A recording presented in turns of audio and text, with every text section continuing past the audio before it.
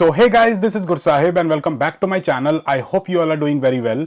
So if you are planning to come to Canada as a new immigrant, either as an international student or as a permanent resident, this video is going to be very useful for you because in this video, we will be talking about everything you need to consider while doing your packing for Canada.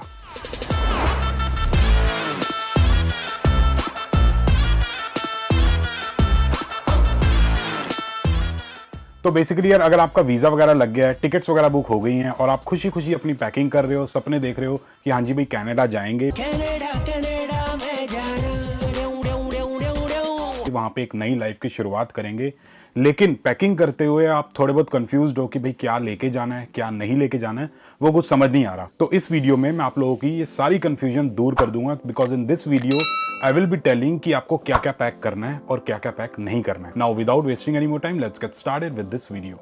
अब यार packing की list में सबसे पहली जो category आती है वो आती है आपके कपड़ों की, और कपड़ों में जो सबसे पहली चीज़ आती है वो आती है आपकी टी शर्ट्स और कैजुअल शर्ट्स। अब इसका कोई नंबर नहीं है, सबका अपना अपना हिसाब होता है, तो मैं कहूँगा कि आपके पास जितनी अच्छी क्वालिटी की लॉन्ग टर्म चलने वाली जो टी शर्ट्स और शर्ट्स हैं बढ़िया, जो आपने ब्रांडेड अपनी ले रखी है महंगी महंगी, तो वो ले आना। उसके बाद आ जाता है आपका फॉर्मल अटायर। अब फॉर्मल अटायर में आपकी आ जाएगी एक फॉर्मल शर्ट और एक ट्राउज़र, तो वो एक पेयर ज़रूर ले आना क्योंकि ऐसा हो सकता है कि आपको किसी इंटरव्यू में फॉर्मली ड्रेसअप होना पड़े या फिर कॉलेज में कोई प्रेजेंटेशन होगी या कोई भी सिचुएशन हो सकती है। उसके बाद नीचे आ जाएं तो आपकी जीन्स आ जाती है और लोअर्स आ जाते हैं। अब जीन्स और लोअर्स मैं सजेस्ट करूंगा कि आप इंडिया से लेके आना, क्योंकि यार मेरे पर्सनल एक्सपीरियंस में मेरे को जीन्स प्रॉपर फिटिंग की यहाँ मिली नहीं, कभी लेंथ छोटी होती है कभी बड़ी होती है, और जो प्रॉपर अच्छी जीन्स होती हैं वो बहुत महंगी हैं, लाइक $120 या $130 लेवाइज वगैरह की।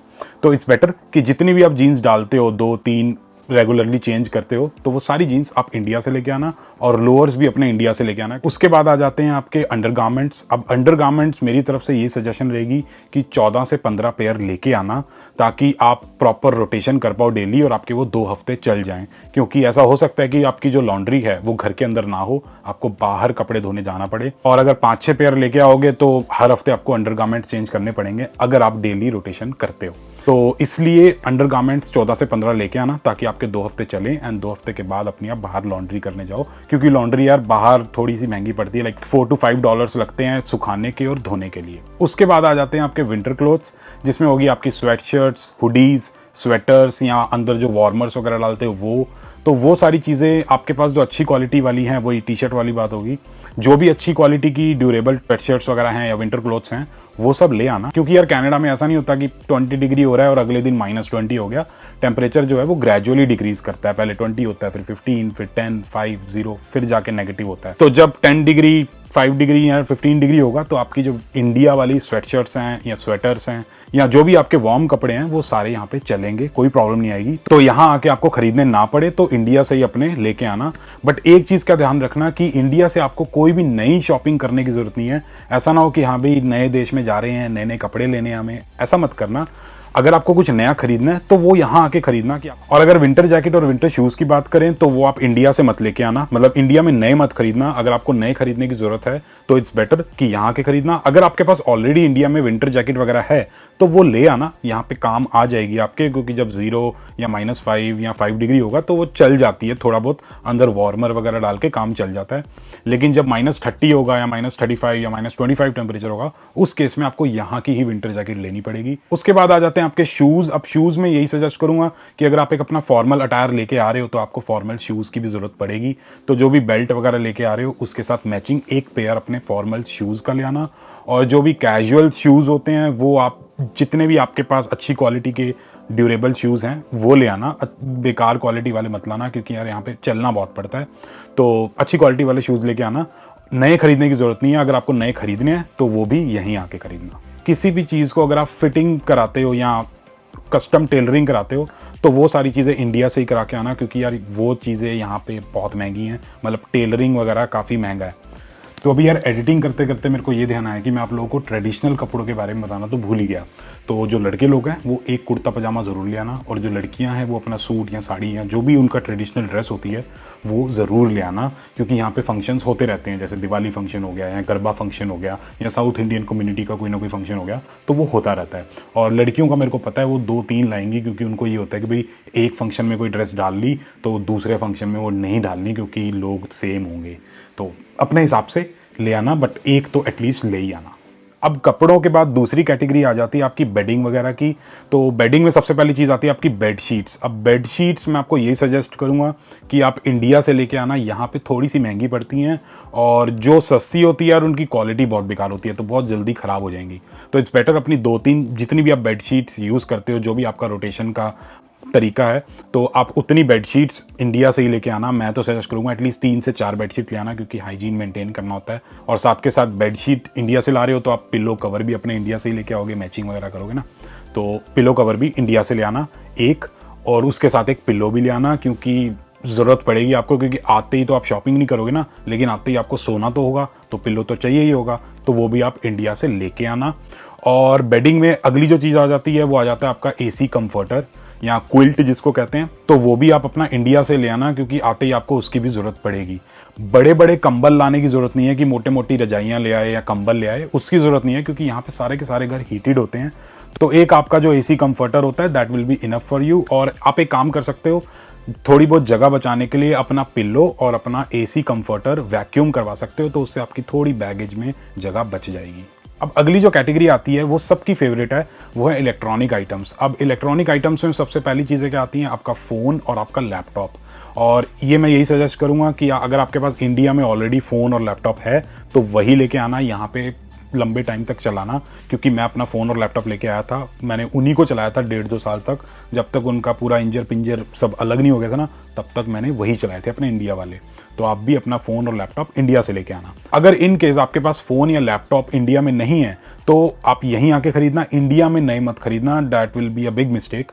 क्योंकि यहाँ पे खरीदने का आपको फ़ायदा क्या रहेगा, एक तो आपको रिप्लेसमेंट पॉलिसी मिलेगी, मतलब अगर आपको फ़ोन या लैपटॉप जो भी आप खरीदते हो इलेक्ट्रॉनिक डिवाइस, अगर आपको पसंद नहीं आता या वो ढंग से काम नहीं करता तो आप वो रिप्लेस करवा सकते हो या फिर रिटर्न कर सकते हो, तो that will be a big advantage for you. साथ के साथ आपको यहीं की वारंटी मिलेगी, और साथ के साथ वो प्लग का चक्कर नहीं रहेगा कि भाई हर जगह कन्वर्टर वगैरह लेके घूम रहे हैं कि भाई इंडिया में गोल वाले पिन थे, यहाँ पे फ्लैट वाले पिन है, तो बीच में कन्वर्टर लगा रहे हो, तो उसका चक्कर नहीं रहेगा, तो it will be easy for you. उसके बाद इलेक्ट्रॉनिक्स में आ जाता है आपका हेयर ड्रायर, बियर ट्रिमर, या फिर लड़कियों का जो हेयर स्ट्रेटनर होता है, या फिर वो बाल कर्ल करने वाला जो भी सौदा होता है, वो सारा अगर आपके पास है तो ले आना, अगर नहीं है तो यहीं से आके खरीदना। वही लैपटॉप और फ़ोन वाली बात होगी कि है तो ले आओ, अगर नहीं है तो यहीं आके खरीदना। Warranty, replacement policy, return policy, ये सारा आपका फ़ायदा रहेगा। और अगर आप कोई भी चीज़ अगर इंडिया से लेके आ रहे हो, कोई भी इलेक्ट्रॉनिक डिवाइस लेके आ रहे हो, तो एक कन्वर्टर ज़रूर ले आना, क्योंकि उसकी आपको ज़रूरत पड़ेगी, क्योंकि इंडिया में अलग पिन्स होती है, यहाँ पे फ्लैट वाली पिन्स होती हैं। और साथ के साथ वोल्टेज का भी डिफरेंस है, इंडिया में 240 वोल्ट्स, आई थिंक 220 वोल्ट्स होता है, और यहाँ पे 120 वोल्ट्स होता है। तो में भी चीज़ें काम ना करें। मैंने देखा है कि लड़कियों के जो स्ट्रेट करने वाले और कर्ल करने वाली चीज़ें होती है ना, वो काम नहीं करती हैं ढंग से, तो कन्वर्टर की आपको ज़रूरत पड़ेगी। उसका लिंक मैं डिस्क्रिप्शन में डाल दूंगा, तो वहाँ से आप खरीद सकते हो। दूसरी जो इलेक्ट्रॉनिक्स की आइटम्स होती हैं उसमें आ जाते हैं आपके पावर बैंक या केबल्स वगैरह, वो सब भी आप यार इंडिया से ही लेके आना, अगर नहीं है तो आप यहाँ आके खरीद लेना। और एक चीज़ का ध्यान रखना कि जो फ़ोन की एक्सेसरीज होती हैं, जैसे कि आपका फ़ोन का कवर हो गया या स्क्रीन गार्ड वगैरह हो गया, वो सारी चीज़ें आप इंडिया से लेके आना, क्योंकि वो सब यहाँ पे बहुत महंगी हैं, तो इट्स बेटर कि वो सब इंडिया से लेके आओ। मैं दिल्ली में एक करोल बाग नाम की जगह है, वहाँ पे एक गफ़ार मार्केट है, मैं वहाँ से 5 स्क्रीन गार्ड ले आया था। मेरे को पता था मैं अपना फ़ोन जो लेके आ रहा हूँ वो लॉन्ग टर्म तक चलाऊंगा, तो 5 स्क्रीन गार्ड ले आया था। 10-10 रुपये का स्क्रीन गार्ड मिल रहा था वहाँ पे, और यहाँ पे 10, 15, 20 डॉलर के स्क्रीन गार्ड मिलते हैं एक। अब अगली जो कैटेगरी आ जाती है वो आ जाती है आपके बर्तनों की। अब बर्तन जो हैं वो पर्सन टू पर्सन डिपेंड करते हैं कि भाई किसी की प्लानिंग होती है कि वो बाहर से ही खाएंगे, कोई प्लान करके आता है कि भाई टिफिन सर्विस लगाएंगे, और कुछ लोग प्लान करके आते हैं कि घर पे कुक करके खाएंगे। तो यूटेंसिल्स की जो रिक्वायरमेंट है वो पर्सन टू पर्सन डिपेंड करेगी। मैं अपना एक्सपीरियंस बता देता हूँ जो मैं लेके आया था, and I was pretty happy with my decision. तो मैं एक फ्राई पैन ले आया था जिसमें आपके क्विक फूड बन सकते हैं, जैसे मैगी होगी, पोहा हो गया या ऑमलेट वगैरह हो गया, तो ये सब चीज़ें आपकी पैन में बन जाएंगी, और तड़का वगैरह भी लगा लोगे पैन के अंदर। एक तवा ले आना ताकि आप अपनी रोटियां वगैरह प्रॉपर तरीके से बना पाओ, और अगर घर पे आटा नहीं गूंदना, आपने फ्रोजन रोटियां भी लाओगे तो उसको तो गर्म फिर भी करना पड़ेगा ना, तो तवे की आपको ज़रूरत पड़ेगी। और एक चाय बनाने वाला ज़रूर ले आना यार, जिसमें हम चाय वगैरह बनाते हैं वो ज़रूर ले आना, क्योंकि पहले ही दिन मन करेगा कि भाई चाय पीनी है जैसे ही सो के उठोगे, और चाय की जो छन्नी होती है अपनी, जो चाप होनी होती है, वो भी ले आना, क्योंकि चाय बनाओगे तो छाननी तो पड़ेगी ना। वैसे तो वो छन्नी अवेलेबल है ऑलरेडी कहीं पे भी, मतलब डॉलरामा चले जाओ या किसी भी इंडियन स्टोर चले जाओ, वहाँ पे अवेलेबल है। लेकिन पहले दिन तो आप शॉपिंग करने जाओगे नहीं, तो ले आना वो चीज़। चाय तो यार उसके बिना मैं नहीं रह सकता। उसके बाद बर्तनों में आ जाते हैं आपकी प्लेट्स होगी, बाउल्स हो गए, ग्लासेस हो गए, और स्पून्स, नाइफ और फोक, ये सारी चीज़ें आप दो दो ले आना, सारी चीज़ें। और मेरी सजेशन ये रहेगी कि आप प्लास्टिक के लेके आना, ताकि माइक्रोवेव करना आपको इजी रहे। सब्जी बाउल में डाली, माइक्रोवेव कर लिया, तो it will be easy for you. एक कंट्रोवर्शियल टॉपिक रहता है कुकर का। अब कुकर आप पे डिपेंड करता है। वैसे तो cooker is a lifesaver, उसमें सब कुछ बन जाता है, चावल से लेकर दालें होगी, राजमा हो गए, छोले हो गए, सब कुछ बन जाता है। लेकिन प्रॉब्लम ये आती है कि जब आप छोटा कुकर लेके आते हो ना, तो उसमें यार ज़्यादा लोगों का खाना नहीं बन पाता। और जब आप यहाँ पे आते हो, अगर ग्रुप में रहते हो और खाना अगर आप लोग इकट्ठा बनाते हो, सबके पास छोटे छोटे कुकर होंगे, खाना किसी में नहीं बनेगा। इवेंचुअली आपको एक बड़ा कुकर ऑर्डर करना पड़ेगा ऑनलाइन, और उसमें आप खाना बनाओगे। ऐसा मेरे साथ हुआ था जहाँ मैं रह रहा था। तो देख लेना आपकी क्या प्लानिंग है। अगर आप अकेले यहाँ पे रहना चाहते हो तो एक छोटा 2-3 लीटर का कुकर ले आना, डिपेंड करता है। अगर जगह हुई, वेट अलाउ करता हुआ तो ले आना, वरना इतनी कोई ज़्यादा ज़रूरत नहीं है। अब यहाँ भी खरीद सकते हो, ईजिली अवेलेबल है और ठीक ठाक प्राइस पे मिल जाता है कुकर। अब एक जो सबसे ज़रूरी किचन वाली आइटम आपको अपनी लिस्ट में ऐड करनी है, वो है ये चॉपर। ये ज़रूर ले आना। ये इंडिया में कहीं भी मिल जाएगा यार, किसी भी स्टोर में मिल जाएगा। अब इसका क्या है, इसमें आप अपने प्याज डालो बड़े बड़े चॉप करके, जो कि आराम से हो जाते हैं। अदरक डालो, लहसुन डालो, इसको प्रॉपर बंद करो और इसको ऐसे चॉप कर लो, तो बढ़िया आपका फाइन चॉपिंग हो जाती है। तड़का वगैरह लगाना आपके लिए बहुत ईजी रहेगा। तो ये आइटम ज़रूर ले आना। पता नहीं ये कनाडा में मिलती है कि नहीं, बट इंडिया में कहीं भी मिल जाएगा आपको ये। और बाकी यार स्पैचुला वगैरह हो गए, कड़छियाँ होगी, वो सब आपको डॉलरामा पे मिल जाएंगे, ईजिली आपको मिल जाएंगे, बहुत ही लो प्राइस पे। $4 के बढ़िया सेट मिल जाते हैं। उसमें हर तरीके की आपके स्पैचुला होते हैं, कड़छी होती है, और जो भी आप यूज़ करते हो कुकिंग के लिए सब होता है। तो वो लाने की इतनी कोई खास जरूरत नहीं है। अब अगली जो कैटेगरी आ जाती है, वो आ जाती है आपकी मेडिसिन की। और मेडिसिन में मैं आप लोगों को यही सजेस्ट करूंगा कि जो भी बेसिक दवाइयाँ होती हैं ना, जैसे कि स्टमक एक हो गया, या फिर हेडेक हो गया, या टूथ एक, मतलब आपकी दाढ़ में दर्द हो गया, मेरे तो बहुत होता है यार। और साथ के साथ अगर कोई और दर्द हो गया या लूज मोशंस वगैरह हो गए, दिल के दर्द की दवाई नहीं मिलेगी, वो तो उसका तो इलाज कहीं और ही मिलेगा।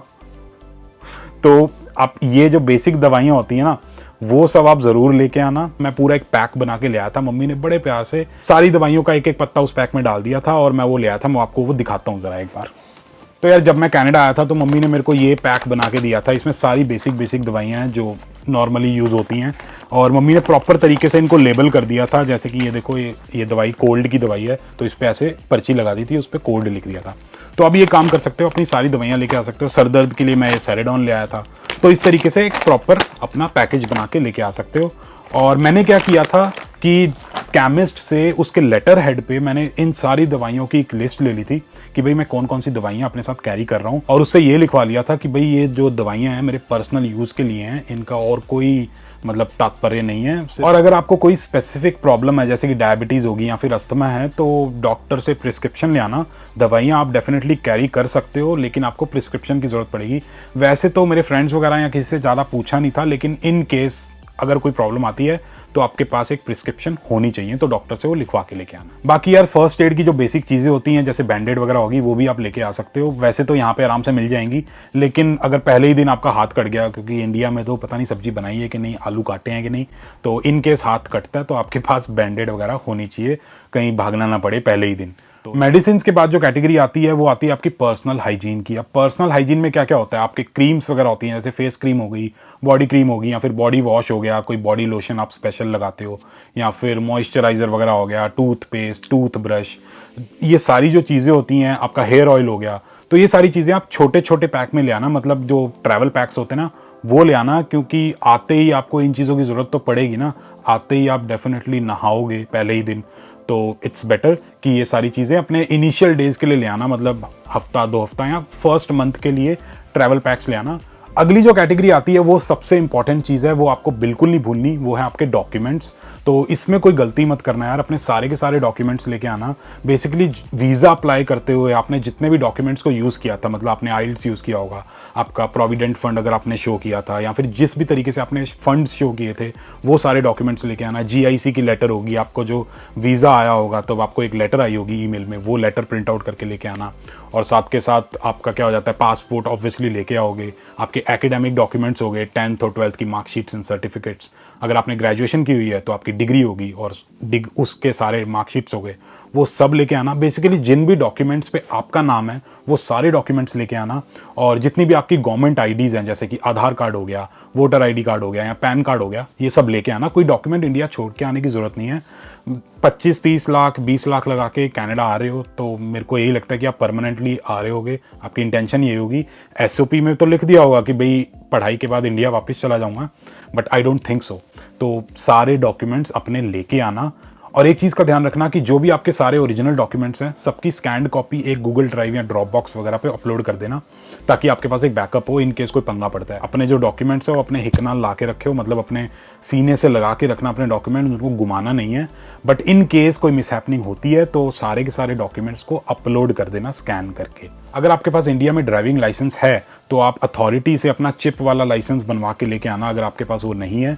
और साथ के साथ एक ड्राइविंग एक्सट्रैक्ट भी बनवा के लेके आना, बेसिकली एक experience letter that will tell कि भाई आपको इंडिया में ड्राइविंग का इतना एक्सपीरियंस है। इस वीडियो में मैंने सारा एक्सप्लेन कर रखा है। और इसके साथ अगर आपने इंडिया में कोई जॉब की हुई है और उस एक्सपीरियंस को आप अपनी PR एप्लीकेशन में यूज़ करोगे आने वाले टाइम में, तो अपने सारे रेफरेंस लेटर्स भी पहले ही लेके आना। ऐसा ना हो कि 3 साल बाद आप PR अप्लाई करो और तब तक मैनेजर चेंज हो गए, या फिर कंपनी बोले भाई आप कौन हो, आप तो 3 साल पहले छोड़ चुके हो। तो पहले ही अपने रेफरेंस लेटर लेके आना, अपना बैकअप बना के आना, ताकि कोई प्रॉब्लम ना। अब अगली जो कैटेगरी आ जाती है वो आ जाती है आपकी फूड आइटम्स की। अब फूड आइटम्स में मैं आप लोगों को ये सजेस्ट करूंगा कि आपको कुछ भी लाने की जरूरत नहीं है, यहाँ पे सब कुछ अवेलेबल है। इंडियन स्टोर में ऐसी ऐसी चीज़ें अवेलेबल है ना जो मैंने इंडिया में नहीं देखी थी, यहाँ पे देख ली मैंने। और मेरे गुजराती काफ़ी सारे दोस्त हैं, वो लेके आए थे बहुत सारी नमकीन, फाफड़ा, ये वो बहुत कुछ लेके आए थे, नो ऑफेंस। लेकिन वो सब यहाँ पे पटेल स्टोर वगैरह होता है, वहाँ पे सब कुछ मिलता है, तो आपको कुछ भी लाने की ज़रूरत नहीं है। ऐसे ही अपने बैग्स का वेट बढ़ाने की ज़रूरत नहीं है, उसकी जगह काम की चीज़ें डालना, अपने कपड़े डालना, बेड शीट, ब्लैंकेट, ये सब चीज़ें डाल लेना, ठीक है। अब एक जो बहुत इंपॉर्टेंट क्वेश्चन लोग पूछते हैं वो ये है कि भाई कैश कितना लेके आना है। अब मैं आपको यही एडवाइस करूंगा कि $800 to $1000 लेके आ सकते हो, that will be enough for you.